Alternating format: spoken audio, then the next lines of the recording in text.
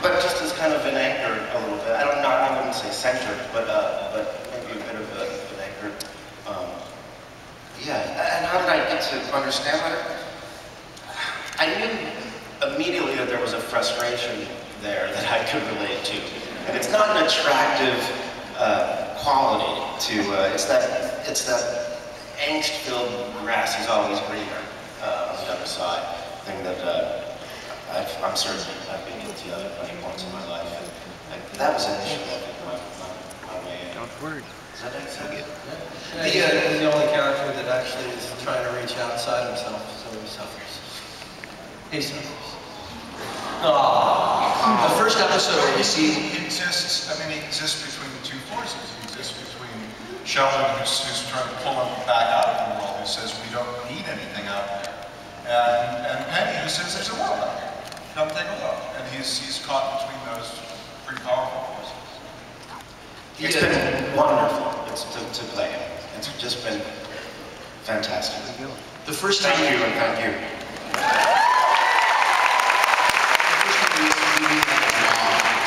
Just reran recently, and my wife and I watched it, and seeing how she deals with Leonard, Leonard just suddenly made so much sense. Yes.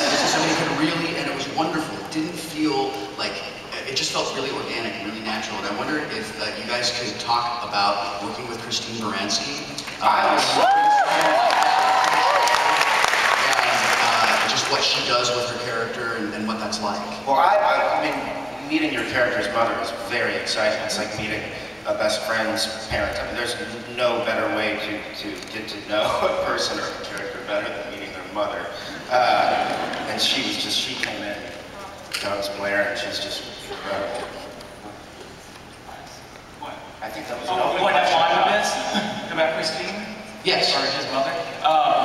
She's just, I said immediately, she's everything you would want her to be, expect her to be, as somebody who's watched Christine Baranski do things. She's a studious actor. She doesn't, kid around with it. She gets it done. She works till she finds it. It's just, and the way she fits in both with not only us as an ensemble working, but working with the writers, and the way she works with the material, it's just right there immediately. And I don't know, she's very game, she's willing to try whatever they say and confide into you between takes. I feel stupid, which is not only endearing but freeing, and yeah.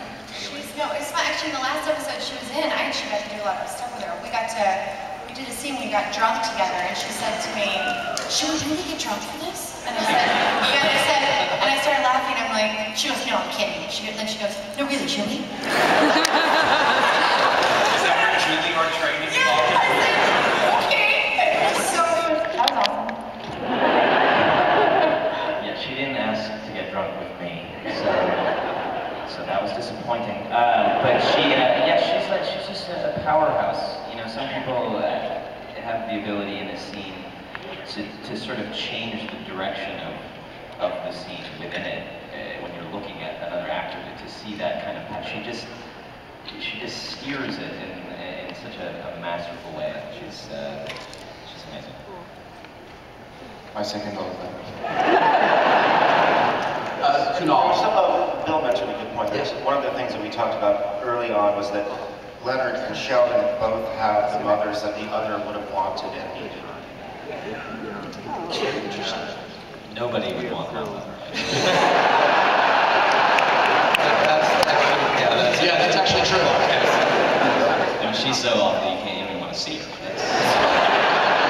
can't put her on camera. This is Caroline Susie, who plays Mrs. Wolowitz, told us a story, and she said, "You're never gonna believe this. I'm in a restaurant, I'm ordering, someone just from my voice, I don't know how, says, like my mother, I'm the big guy."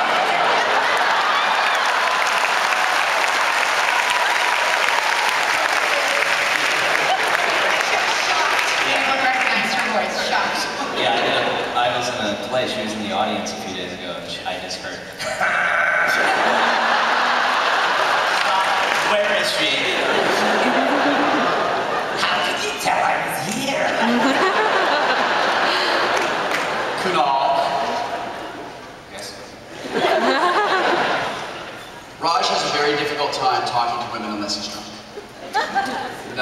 Sober Raj he's sweet, he's funny, he's very friendly, and drunk Raj is obnoxious. So it follows, logically, that someday Raj is likely going to wake up next to a woo girl. Sorry, what? A woo girl. I want you to imagine an obnoxious girl drinking a fruity drink with an umbrella in it, wearing a stripper cowboy hat, standing in a bar, going, woo!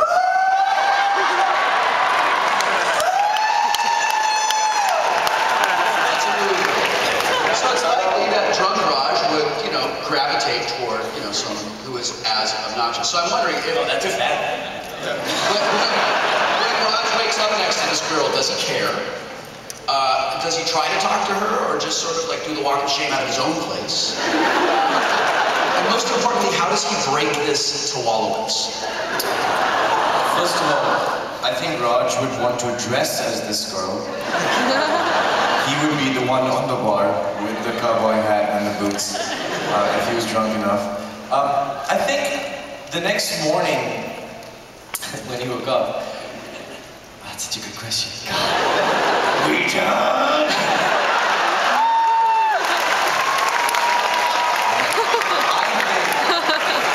I think he would invite Wolowitz to pick him up from where he was and casually show him his accomplishment of the day. And then laugh in his face and never let him forget it for the rest of his life. And then Wolowitz would put chloroform under his nose and knock Raj out and drag him into the closet and roll him up in the carpet, and then he would sleep with the girl, buy some lime, salt, and barely run. There's some subtext. It's unbelievably dark. Okay, my last question. That's the improv. No, that's just psychosis. We're learning a lot today. My last question before I open this to the audience is for Jim. Yes, I enjoyed working with you. I'm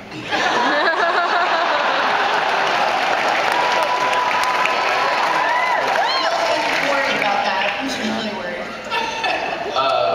You are one of the most generous and affable and easygoing actors I have ever worked with. That's not, I'm very little surprised to hear that, but that's very nice.